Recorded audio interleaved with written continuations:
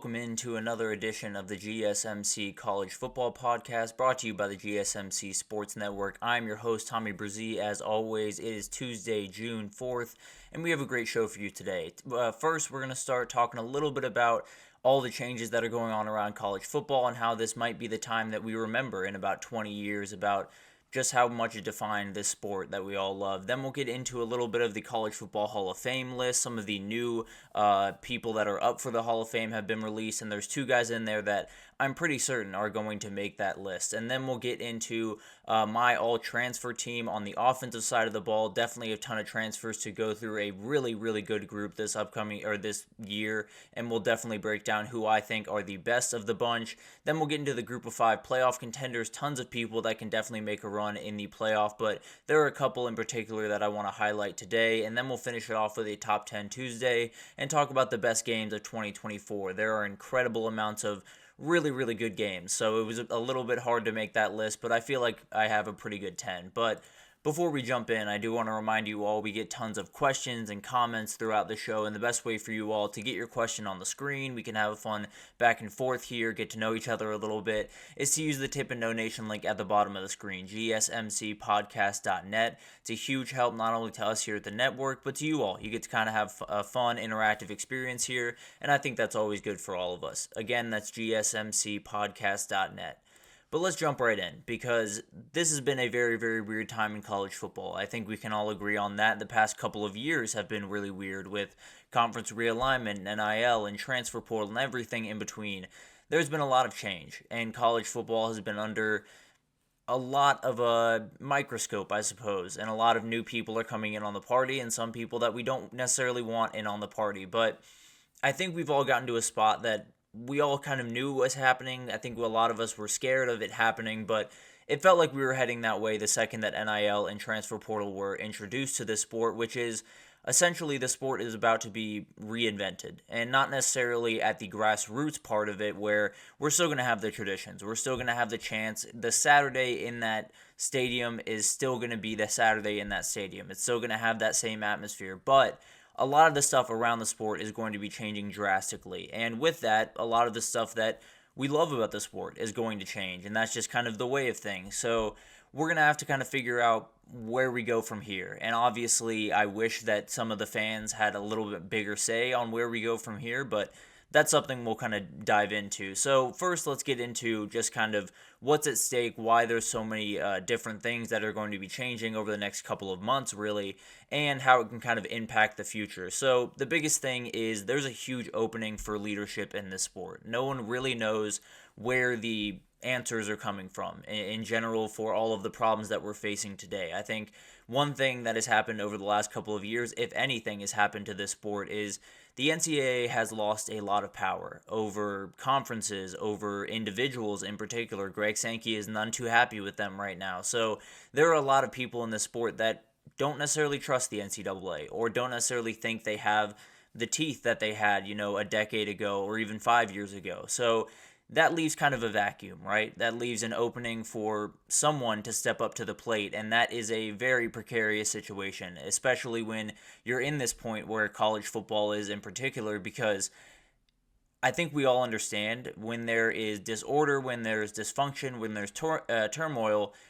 there's a opening, I suppose, to make a lot of money, and that's something that is going to be coming down the road here pretty soon in college football. What form that takes, I'm not exactly sure. I think there's a number of different routes that people will go down. We talked about private equity and how that is a very dangerous proposition for college sports and something that they do not want to get involved in, at least from my point of view, but maybe they might have to. So it feels like there's this big opening for someone to step up to the plate and give an answer for some of the problems that we're facing.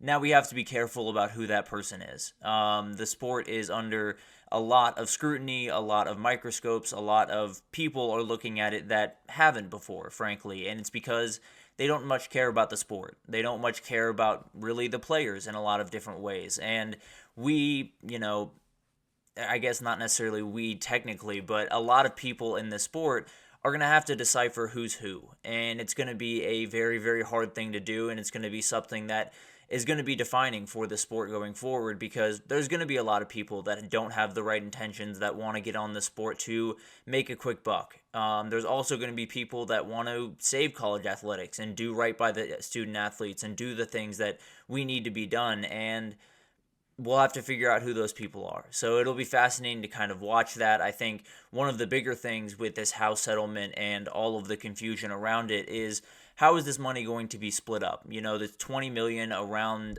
pretty much every college. You know, you can go under $20 million, which is likely what a lot of colleges will do, because they're not necessarily sitting on piles of cash over at most universities out there. So it sounds like the $20 million being split is a big time topic of conversation. I know the Big 12 is kicking around ideas that we'll absolutely get into throughout this week. I'm sure the SEC, the Big 10, and the ACC are doing the exact same right now. The question is, what does that look like? And it's not necessarily only a question for college football, it's a question for all college sports, but let's just focus on college football for right this second, because it'll be fascinating to see how it impacts college football. I think a lot of this, you know, when you keep collectives in on the party, when you possibly have them in the conversation for years to come, I don't necessarily think you have to go drastically in one direction, drastically to football, and, you know, give 10 million of the 20 million to all football players. I think you can distribute it more evenly,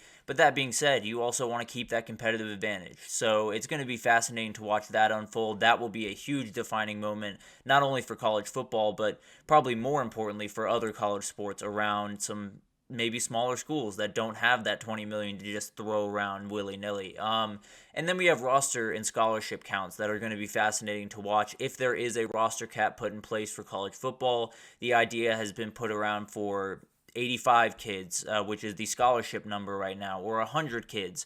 So if that does happen, it'll change the nature of the sport. There's no two ways about that. There will be no walk-ons essentially across this entire sport. Everyone will be on scholarship, and there will be less roster positions at the Georgias and the Bamas and the Texas of the world. And there will be more at the South Floridas and maybe the Troys and maybe the App States of the world. So it'll be fascinating to watch that unfold. I think it's one of those things that I fully understand why coaches are upset about that. They don't necessarily want to lose that practice squad, that scout team that they love so much and helps them prepare for so many different games. But the reality is, you got to help out some smaller schools where you can. I think that's a great way to do it. And then also, how is the transfer portal and NIL going to be handled in the future? That's likely what most of the fans care about the most. I think that's something that a lot of people are pretty upset about right about now, and I think there's a number of reasons to be upset about it, and we'll find out what the solution for it is going forward. Obviously, contracts have been discussed, employment has been discussed, and likely that would involve players having to stick around for 2, 3, 4 years depending on the contract. So that'll be fascinating to watch. Definitely something that will define the sport. But on top of that, we have a little bit of conference realignment. It feels like we're never going to get rid of conference realignment, frankly, but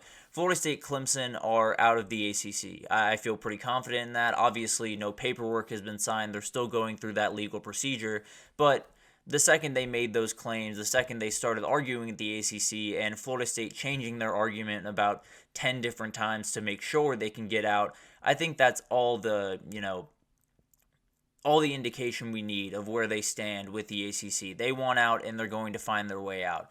Utah might find their way in from the Big 12, which is a huge topic of conversation. In fact, the Utah just released a statement yesterday saying they are very happy in the Big 12. But I think, as we all know, you can say some things out loud, and then behind closed doors, you're doing some other things. So it'll be interesting to see that unfold. I think Utah is a huge domino in all of this because they are a huge program in college football, and they're someone that I think a lot of us were expecting to be the class of the Big 12 going forward. Well, maybe they're the class of the ACC going forward. So that'll be really interesting. And then, as we talked about earlier, the leadership. Who is going to be that person that's out in front of this sport? And it's kind of hard to figure out who it's going to be. Frankly, I know we're all pointing towards the SEC and the Big 10, and they have all of the power in the world.